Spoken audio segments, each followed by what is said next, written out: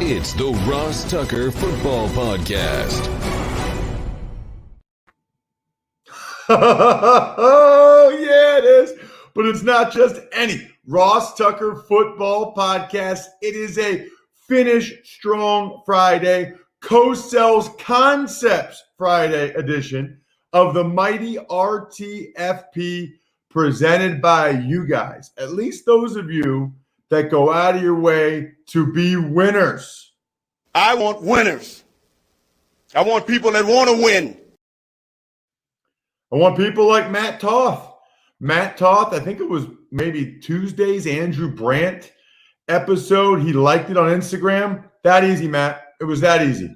Send me an email, ross@rosstucker.com. Literally all you did was like a post about the show. I think it was at RossTuckerPod, not at RossTuckerNFL on Instagram. And boom, you're a winner. Hit me up. You want a signed picture? Let me know. You want a signed card? Let me know. Everybody else who's won over the last couple of weeks, I sent them out this week. I got caught up this week. So congratulations, Matt. Let me know what you want.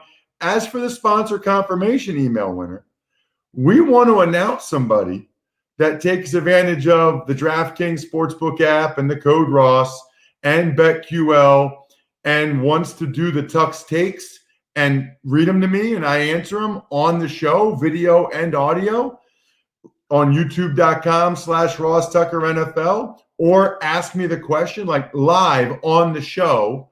To my knowledge, nobody entered.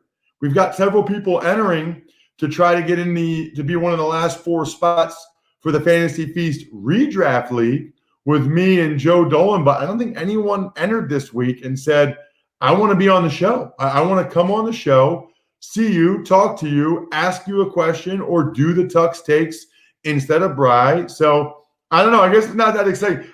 Full disclosure, it was Brian's idea. That is called throwing your supporting cast directly under the bus.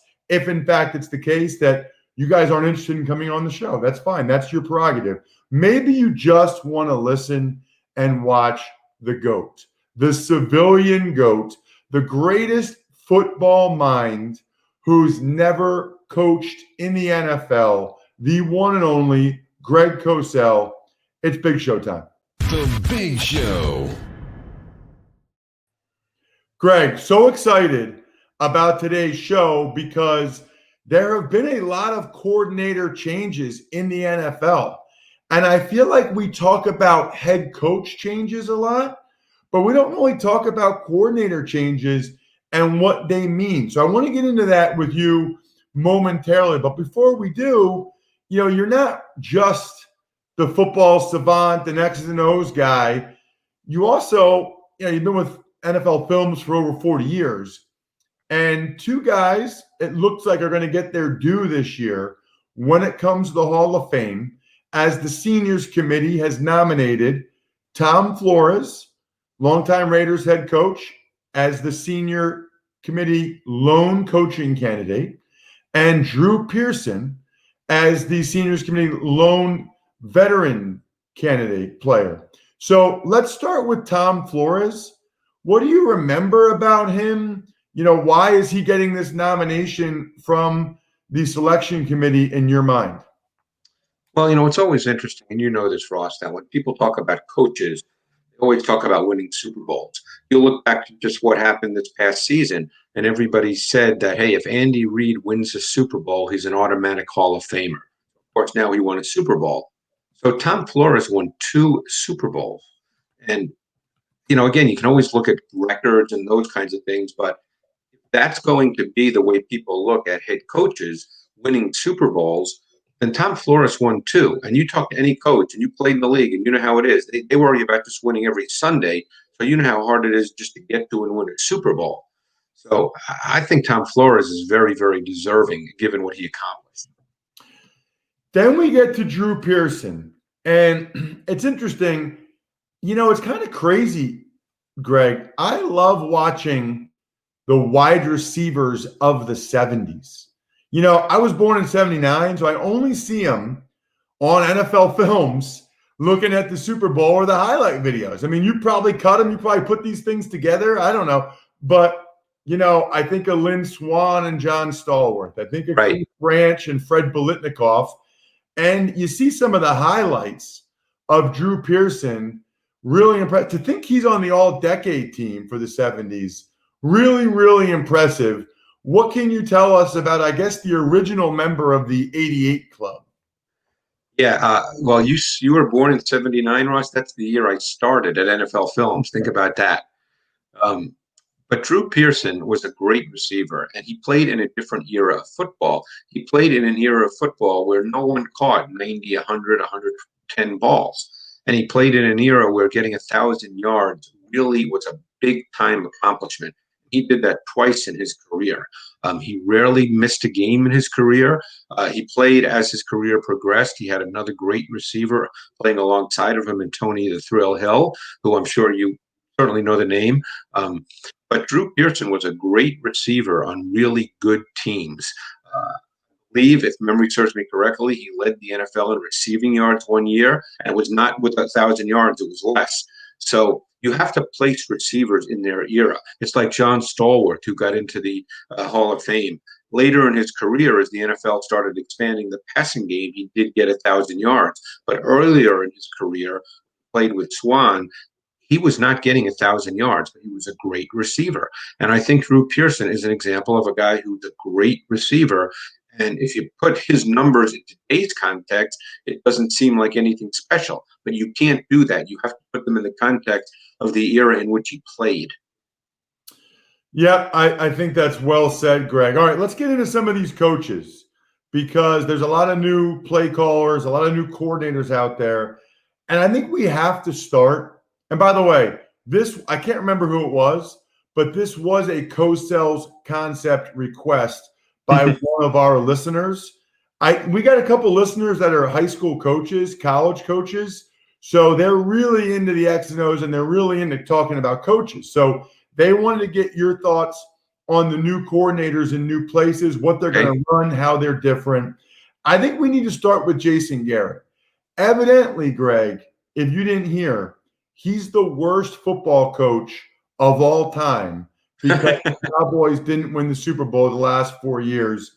What does he bring? Like, what's his offense? What's he bringing to the New York Giants with Daniel Jones, Saquon, and that receiving corps? Yeah, and I think probably if you were to look at Jason Garrett and stylistically what his background is, he's probably more along the lines of sort of that Don Coryell offense than he might be with a true West Coast type offense. But I think with Jason Garrett, you have to look more at Daniel Jones because I like Daniel Jones a lot. And I think that Daniel Jones can play pretty much in any offense. He just has to learn it. And from what I understand, he's a quick learner. But I think people forget because Jason Garrett was a head coach, and obviously everybody just figured the Cowboys should be in the Super Bowl every year. He's done a good job as an offensive coach in this league. Now, it's always easy to rip coaches, and I don't get into that game, and I don't do that.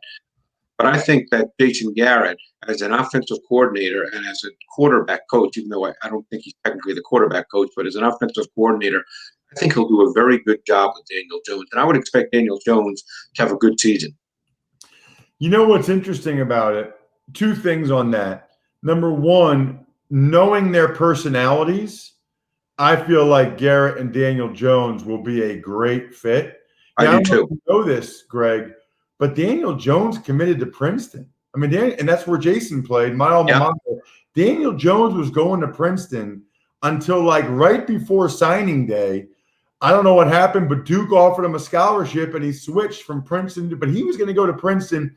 He's that type of kid, so I picture him and Jason getting along.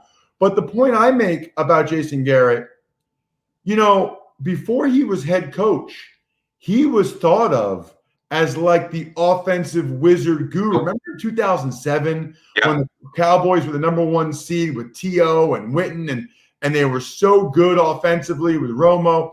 He was thought of as like the young Sean McVay, bright, like that's who Jason Garrett was. No, you're right. And I think personally, that he'll be a good offensive coordinator. And, you're dealing with two guys who I think their personalities will mesh. I think the way they approach the game will mesh. They're thoughtful. Jason Garrett is not a yeller. I think that'll work really well. And don't forget, Daniel Jones has the background of being coached by David Cutcliffe, who's very much the same way and is very detail and technique driven. So Daniel Jones has that in his background. So I think this will be a very good mix. Then you're just getting into the play design, the schemes, the concepts. And a lot of teams run the same things. It's just a matter of how you run them and when you run them in games. All right. So the next guy I want to get into is in Dallas. And I won't get into Kellen Moore. We've talked about him. He's still calling the plays there. Right. But defensively, Mike Nolan. They have guys now like Aldon Smith. They lost Gerald McCoy. How will Mike Nolan's defense look differently than Rod Marinelli's did? Well, at his core, I think Mike Nolan likes to pressure a little more than Rod Marinelli did. Whether he does that remains to be seen. I think Aldon Smith is a big wild card because he's a really, really good pass rusher. He hasn't played for so long, but he could have been a dominant player and was for a couple of years. Obviously, losing McCoy is a factor because it's a depth issue as well, and he's sort of your classic three technique tackle. So the question to me, and in this pandemic off season, we don't know the answer, is will Mike Nolan be a little more aggressive and creative with pressure concepts, which Marinelli was usually not? Obviously the Cowboys pressured, and I think they played a little more man coverage the last couple of years, but I think Mike Nolan would like to do that. Again, he's got to get to know his personnel, and you don't get to know them virtually. You get to know them on the field. So, we'll see. It may be a case, Ross, and you know this. If defensive coordinators feel they can pressure with 4, you know what? They'll pressure with 4 because they'll want 7 in coverage because it's a numbers game. So let's get think of weight. Yeah. So let's get to Kevin Stefanski in Cleveland. I guess there's still a little bit up in the air whether it'll be Kevin or Alex Van Pelt calling the plays, but let's assume that it is Kevin Stefanski's offense. Baker Mayfield really took a step back last year 2. What is Stefanski's offense? How will he use Mayfield? And do you think it's a good fit for Mayfield's skills? I think it's a great fit. And I think what you'll see with Stefanski is a ton of play action, and they have 2 really good backs. And keep one thing in mind. In Minnesota last year, there were numerous snaps in which Dalvin Cook and Amir Abdullah were on the field at the same time. Numerous snaps. It wasn't an aberration. So I'm very anxious to see how many snaps Nick Chubb and Kareem Hunt, play together. I think that's something that will be part of this offense. And that will put a lot of pressure on defenses, both from a personnel standpoint and a matchup standpoint. I think you're going to see the run game as the starting point. I think that fits really well with Mayfield. Mayfield is a twitchy kid with quick feet, can set up. What the play action pass game does, as you know, Ross, it's a lot of either or reads. It simplifies things. It defines things for the quarterback. I think this is a really good fit for the personnel and for the quarterback. Greg, first person I've heard talk about 2 running backs on the field at the same time. Got to be honest with you, I didn't know the Vikings did that last year. And I haven't heard anybody else talk about that in terms of the Cleveland Browns. You really don't see that very often. You don't see. They would have the old pro-style formation, 2 backs split like that. You never see that anymore. No, well, they would do a lot with that because Abdullah was kind of a movable chess piece, and I think Kareem Hunt's the same kind of player because he's a very good receiver. I spent this summer, because I was home, as most of us were, just watching a ton of NFL tape, and I watched a ton of Vikings offense because I knew that Stefanski in Cleveland would be a big talking point. And as I'm watching, 350 plays, I'm seeing Abdullah and Cook on the field numerous times. And it just gave me pause and made me think, hey, when you have 2 really good backs in Hunt and Chubb, I can easily see Stefanski putting them on the field together. Let's talk Pat Shurmur in Denver. Yeah. He was the head coach the last few years of the Giants. I think people have some idea about, what he likes to do offensively, but a refresher course for Broncos fans and how he fits in with Drew Lock and KJ Hamler, who got off to a fast start, but evidently now he hurt his hamstring, will be out for a couple of weeks. How does Shurmur's offense fit with some of those dynamic weapons they now have in Denver?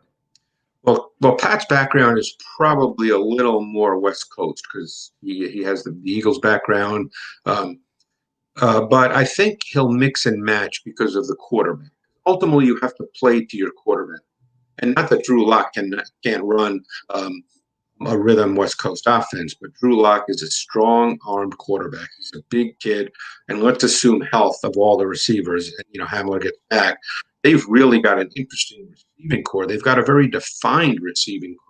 They've got Cortland Sutton, who's your big X, the single receiver to the boundary. They have Jerry Jeudy, who's going to be the Z, the movement Z. And Jeudy is, you're hearing rave reviews. People who've been in the league in Denver say that they haven't seen a route runner like him, which, of course, his college tape showed. He was easily the best route runner coming out of college football a year ago. And then Hamler is when healthy, he's your perfect slot. And Melvin Gordon is a very good receiver out of the backfield. And they've got Noah Fant, who's an explosive vertical tight end. So they have every dimension you would want in your pass game. And I think there's a lot of toys. There's a lot of tools in the toolbox here. And I'm very anxious to see how Pat kind of deals with it because they could be explosive as well as sustaining. They have explosive elements. There's a bunch of other ones we could get to. I want to make sure for sure that we get to Chan Gailey in Miami.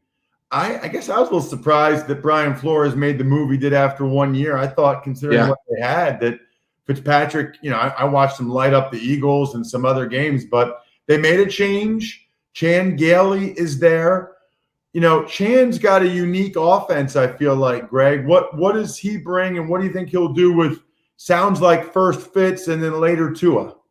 Yeah, it's funny, and I'm just being honest. I've never felt like I had a great handle on Chan. I feel like he does a lot of things, and a lot of things based on personnel. So I don't have a great handle. I think that ultimately Tua will be the guy, and then you have to fit your what you do to Tua because Tua is a rhythm player. He's got a really quick drop. He's twitchy. He plants that back foot. He gets the ball out. He's a rhythmic player. So to me, eventually, you're going to have to play to what Tua does really well. But I've always felt that Chan had a lot of versatility to him and a lot of different looks. Then it comes down to how well Tua assimilates all that because obviously the quarterback has to understand all the things offensively at the same time getting a feel for defenses. But I'm being honest, Chan I always felt was a little difficult for me to truly get a handle on. I never felt like I could say, oh, this is what Chan Gailey does. I know that for sure. Just hearing you say that, Greg, I would feel like that's a great trait in an offensive coordinator in the sense that if you're saying that with as much tape as you watch, then on some level, defensive coordinators, I'm sure you could argue, well, if he does that much stuff, then is he really that great in any one area? Does he try to do too much stuff, blah, blah, blah? But on some level, there's got to be defensive coordinators. Maybe that's why Brian Flores hired him because he was a defensive background, been like, you know what? I never had a good handle on what Chan was doing when I was coordinating against him. And don't forget, Chan was in Buffalo for those years with Fitzpatrick, correct? Yeah. Yes. Yeah. So, obviously, I don't know if Flores was in New England at the time. I can't remember. But certainly Flores has a relationship with Bill Belichick, and maybe that played into it. You could well be right. We don't know that, but you could well be right.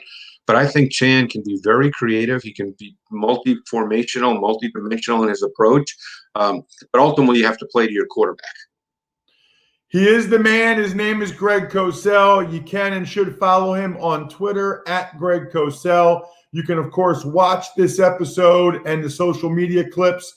We'll post them on at RossTuckerPod, at RossTuckerNFL on Twitter, Instagram, the whole deal, and YouTube.com/RossTuckerNFL. Thank you, Greg. Bye, Ross. Appreciate it. Thanks. Man, that's awesome. Absolutely love Greg Cosell. Love DraftKings, America's top-rated sportsbook app. Love it, especially right now when they're giving all kinds of awesome deals. If you are in PA, New Jersey, you got to get in on these. You have to. free live bet in the NBA. So you're watching NBA playoffs and you get a free live bet every day of the first round of the NBA playoffs. Any day you place $20 or more in NBA bets, get a $10 free live bet. Think about the math. Think about what Steve Fezzik on the Eva Money podcast would say about that. Every day, just do a $20 bet and then get an additional 50% for free with a $10 free live bet. Are you kidding me? You also get 10% of your bets back in free bet value when betting on MLB this weekend. We also know about the NHL deal. It's awesome. And if Sportsbook is not yet available in your state, don't forget about the DraftKings Fantasy app. They are offering millions of dollars in total prizes every day this week. And my code works on both Fantasy app or the Sportsbook app.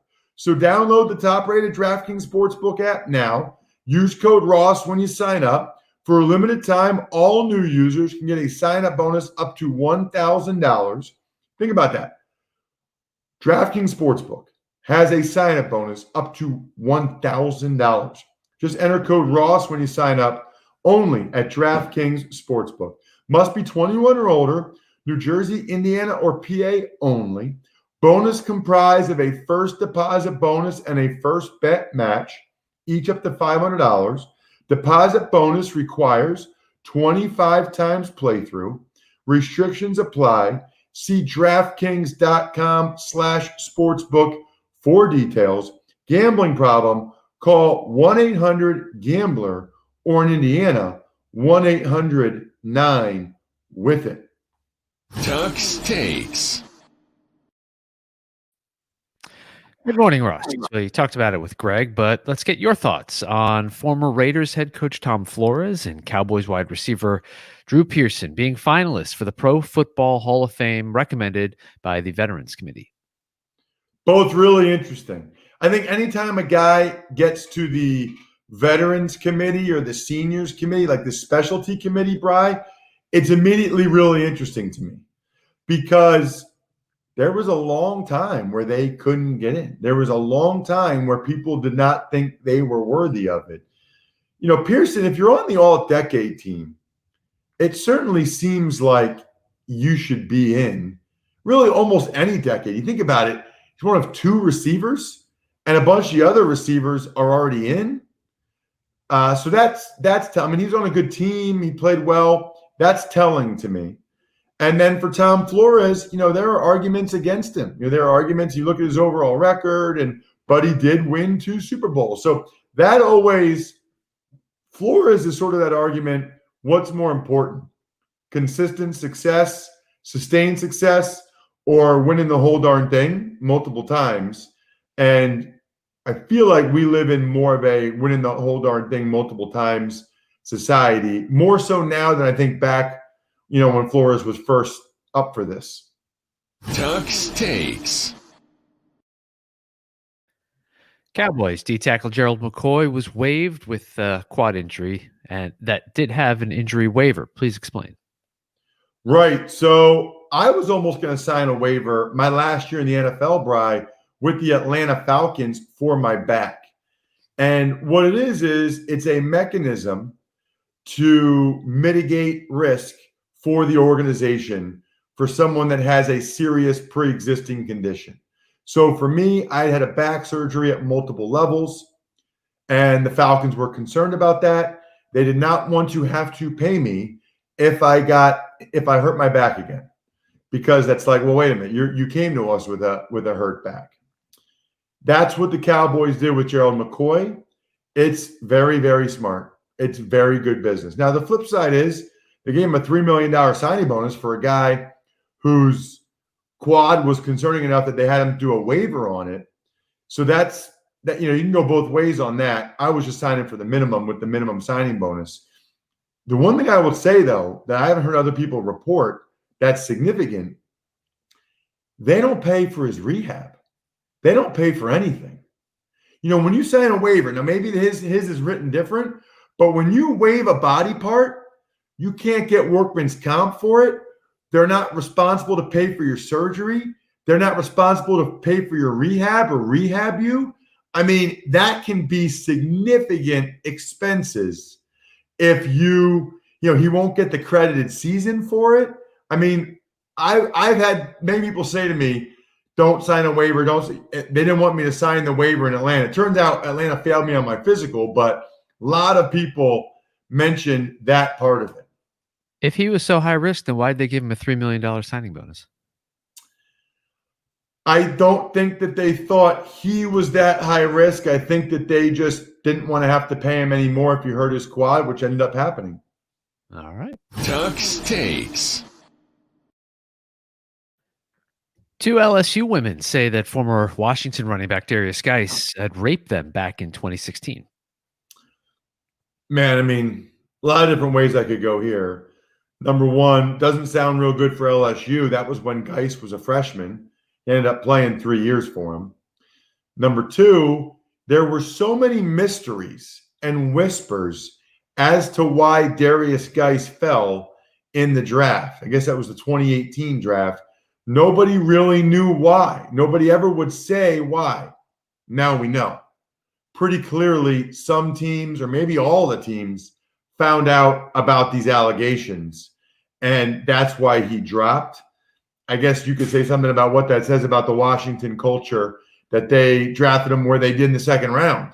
But now we at least know why he fell as much as he did. There's always a reason, always. And that's the reason for Darius. And look, another red flag, Bri, that comes true. Tux Takes. Chicago Bears cornerback Artie Burns towards ACL. Chiefs cornerback Bashaud Breeland suspended 4 games under the substance abuse penalty. Well, it's a shame for Artie Burns because he was trying to get a fresh start there in Chicago after kind of having a disappointing stint as a Steelers first-round pick. Now he's going to really have to fight his way back in his career. And Breeland is a guy that played pretty well for the Chiefs last year. So losing him for 4 games, that hurts. Tux Takes. Tennessee Titans signed cornerback Trevor Siemian after cutting their 7th-round pick in this past draft. That would be Cole McDonald, who, by the way, was on with Andrew Brandt back in April. Right. And we got to ask Andrew what happened there because that's rare. I mean, 3 days into padded practices, they cut a draft pick. So one of two things happened here.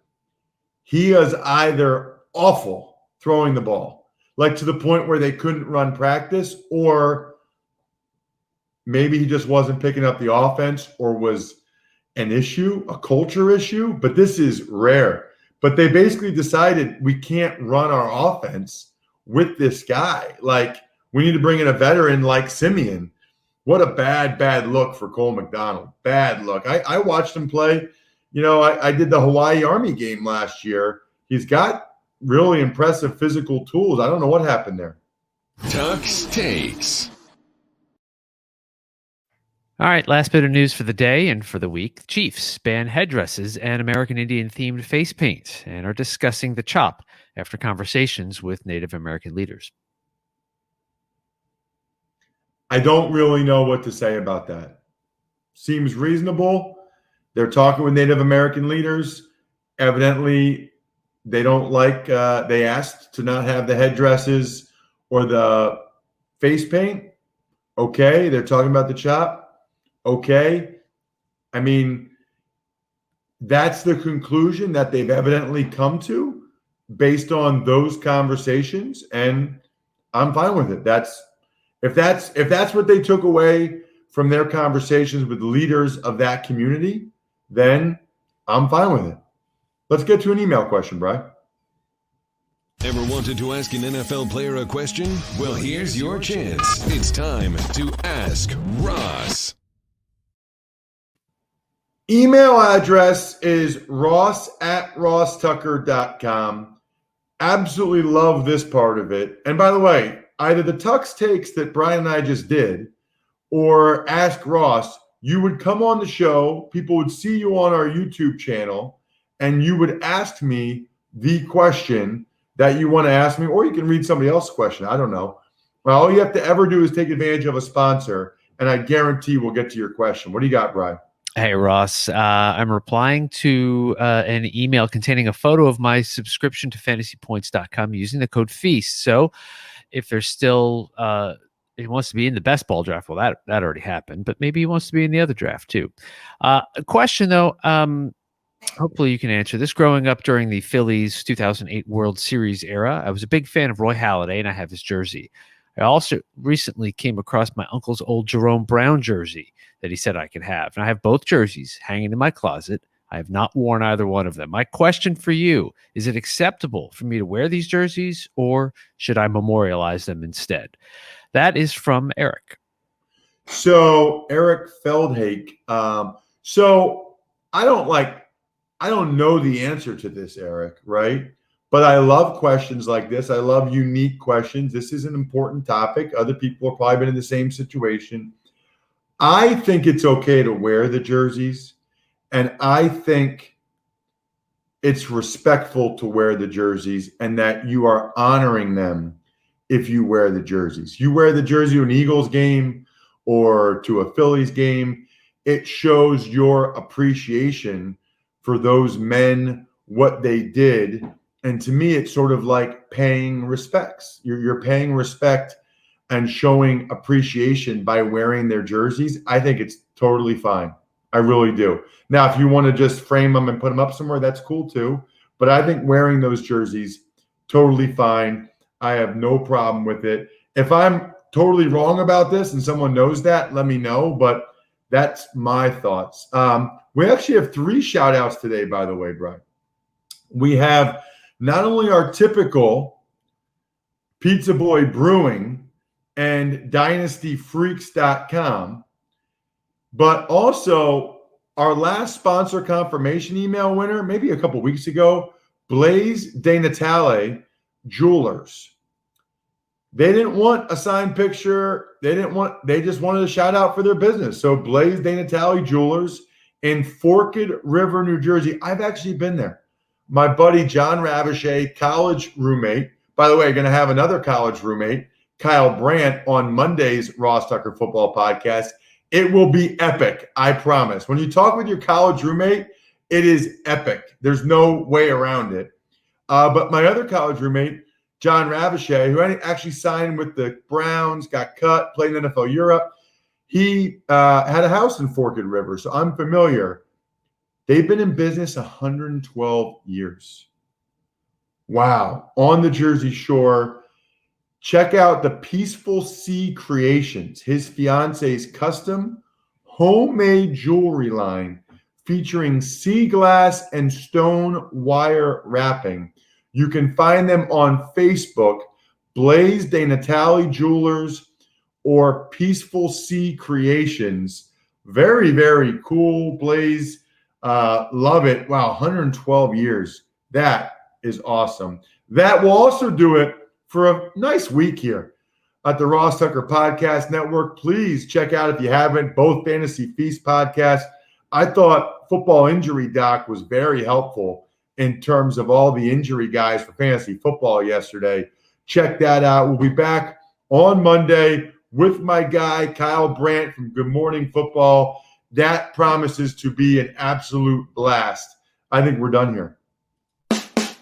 Thanks for listening to the Ross Tucker Football Podcast. Make sure to also subscribe to the Fantasy Feast, Even Money, Business of Sports, and College Draft. All available at Apple Podcasts, RossTucker.com, or wherever podcasts can be found.